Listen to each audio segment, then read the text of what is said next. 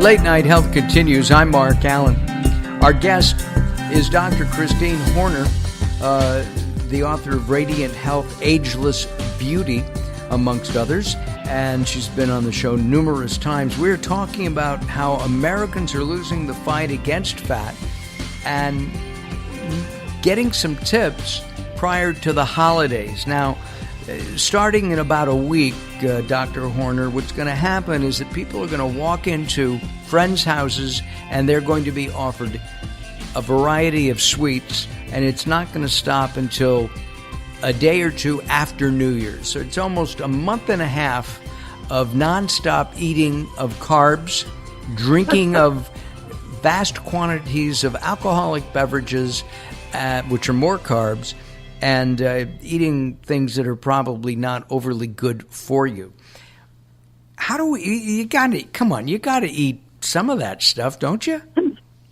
Well, you can navigate around it, I think. So, you can find, the cool thing is you can find things that are in season, like sweet potatoes, or like, a lot of the different squashes, and those are very high in the vitamin C that helps to kind of counteract cortisol. Like I said, that helps to diminish belly fat. But if you add cinnamon, this is kind of a, Thanksgiving spice, holiday spice. So cinnamon has actually been shown to have these properties that really help with glucose metabolism or sugar metabolism. In fact, there was a study showing that when you take cinnamon, and the therapeutic dose of it is 2 teaspoons a day, that it can cause your glucose metabolism to improve by 20 times. So, it's fairly huge. So if you have a sweet tooth, like I said, you can kind of navigate around it because there's naturally sweet things like the sweet potatoes and even pumpkin, that kind of thing. And you can make your own. If you're making your own stuff, you can do it with reduced calories things, so you're not like completely denying yourself. Right. And have some of these spices like that really have these great medicinal effects, and you'll be all right. And what about drinking water? One of the things that I find that helps me when I remember to do it is to drink a glass or two of water before a meal. And it kind of fills you up, and you don't tend to eat as much. That's right. And, you have to be a little careful because, I'm trained in the natural holistic health system, Ayurveda, and they kind of warn you not to drink too many fluids around mealtime because it dilutes the digestive enzymes.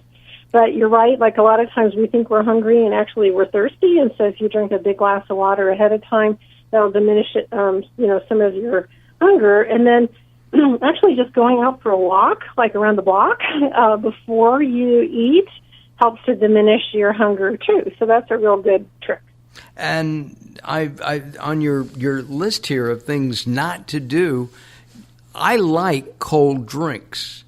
That's a no-no at any time or just at mealtime? Well, during meals, because this again has to do with your digestive enzymes. So in the stomach, they found that the digestive enzymes are things that work optimally at body temperature.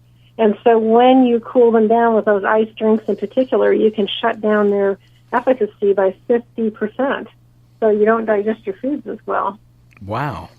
Yeah, so during meals, they say you should just do sips of hot water or some, hot herbalized tea. And you shouldn't do any, huge volume of fluids, like I said, because it dilutes the digestive enzymes. And breakfast is supposed to be the best meal of the day. At least the advertising says that. But you're suggesting people eat between 10 and 2? Well, as far as your main meal is concerned, so again, this is kind of an old Ayurveda, saying is that throughout the day and throughout the night, we have these different kinds of energies that kind of govern it. And so what we found is that the digestive fires are at their absolute peak between 10 a.m. and 2 p.m. So if you eat your main meal at noontime, again, you're digesting it better than you do at nighttime. And I think everybody's had the experience at night where if you eat too heavy of a meal, then, you have a hard time sleeping because your body's working so hard to digest. So we're actually, the way the human body is designed is to eat this main meal at noontime, and then at nighttime to do something really light, like soups or easily digestible things in an early time, like no later than 7 o'clock. Not the American way. No. Growing up, we used to have dinner about 5 o'clock. Daryl, when did you eat dinner? Oh, whenever we could work it in. Oh, okay. We were pretty active a family in terms of work schedule and all that, and we generally ate out like almost every night. Oh, my father would come home about 4:30. We'd have dinner at 5, and then he'd go back to work. He was a salesman. And Wow. and had night appointments starting at 6:30 or so. So I don't like eating early. Last night it was almost 8 o'clock. Yeah, but it's better for you. I know. Well, and we'll have to work at that. Christine, thank you for joining us today, and thank you for being on the show. Again, Christine's book, Radiant Health, Ageless Beauty. There'll be an article and a picture of Christine on our website, latenighthealth.com. Happy holidays to you. You too. And I will look forward to seeing you soon. Likewise. All right.